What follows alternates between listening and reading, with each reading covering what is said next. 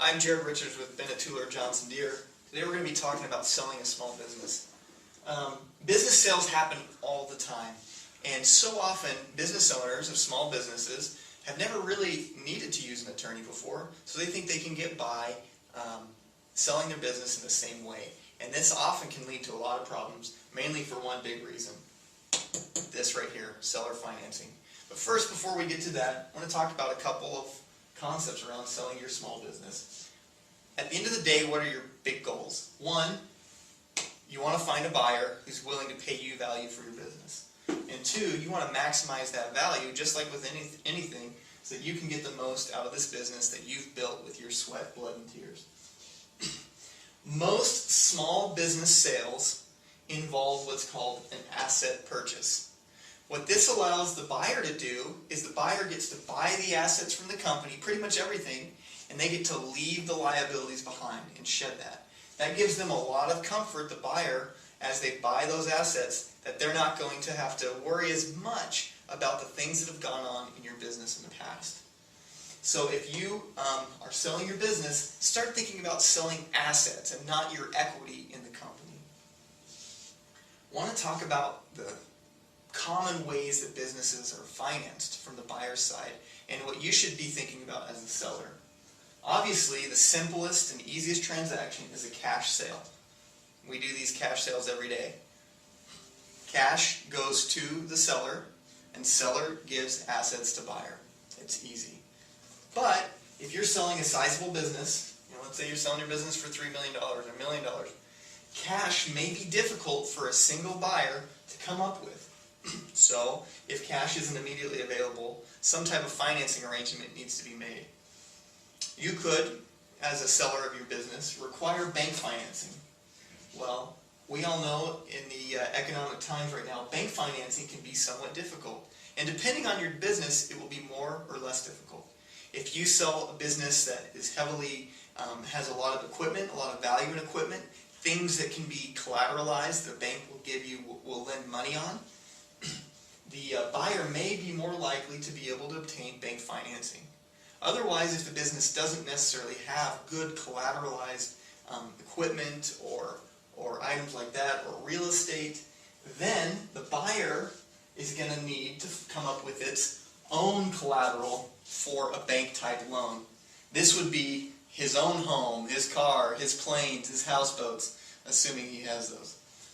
If not, then he's going to be relying solely on his personal credit. And if he needs to come up with $3 million based on his personal credit, he's going to probably be a pretty high net worth individual. Or, if he's an average Joe looking to buy a business so he can build something and have cash flow and a reasonable salary for himself, that route may not be available.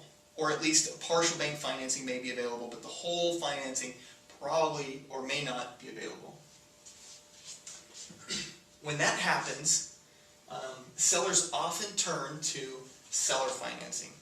Seller financing comes up quite a lot because it makes the easiest, it's the most enticing deal often for buyers. You can get more buyers interested. One, because they don't have to have an enormous sum of cash up front, and these hard bank financing criteria don't necessarily need to be met.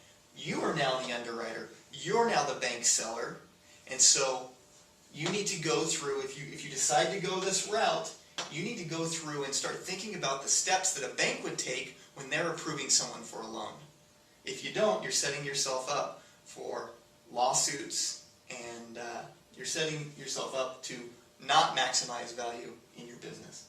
So what would be key when you're looking at a buyer who wants to buy your business? You've agreed on a price, you think the price is fair, and in fact you think you're selling it for a little more maybe than you would have otherwise. Typically a seller financing arrangement is going to sell for more than a cash sale, because the cash sale is going to be more, it's going to be quicker and less risky to the seller.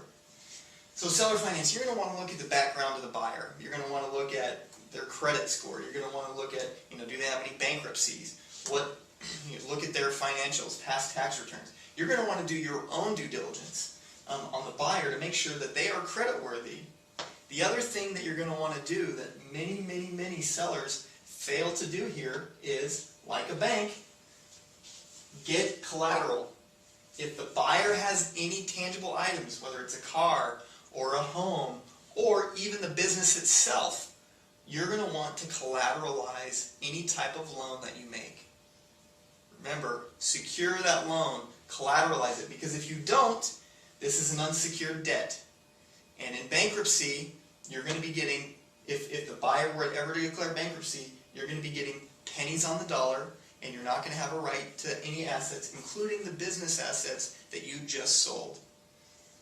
Remember, if the buyer cannot make this work, at the very least, if you've secured the business properly, at least you may have a right to take those assets back, operate the business some more, and then try to sell it again.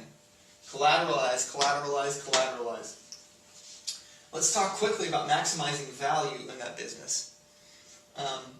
You can get a lot, in any business sale, a buyer or a sophisticated buyer, a buyer who is really serious, is going to ask to see the past performance of the business.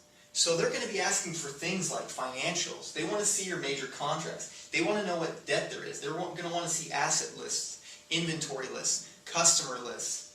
Yes, you may need to sign a non-disclosure agreement first so you don't give away all your secrets.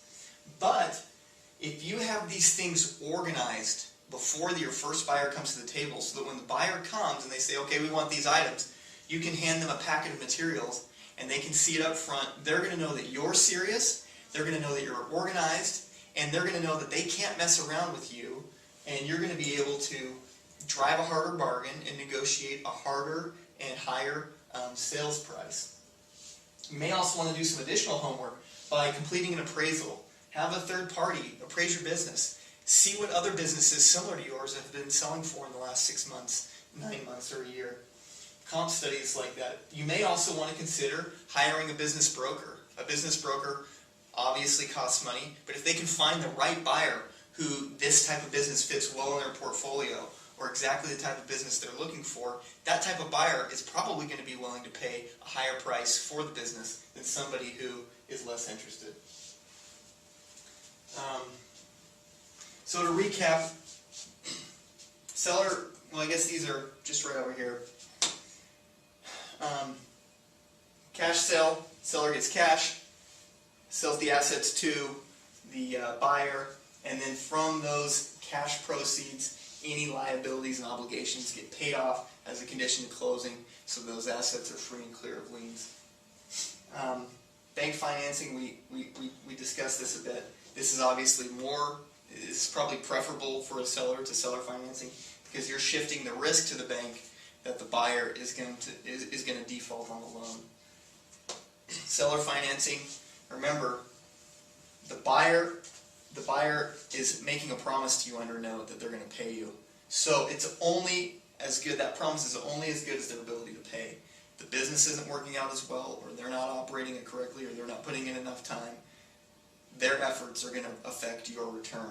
And now, what's more is you don't control those assets, the underlying value in that business. So if they fail, you've given away that business and you don't have that income coming in. So think about these things as you prepare to sell your small business.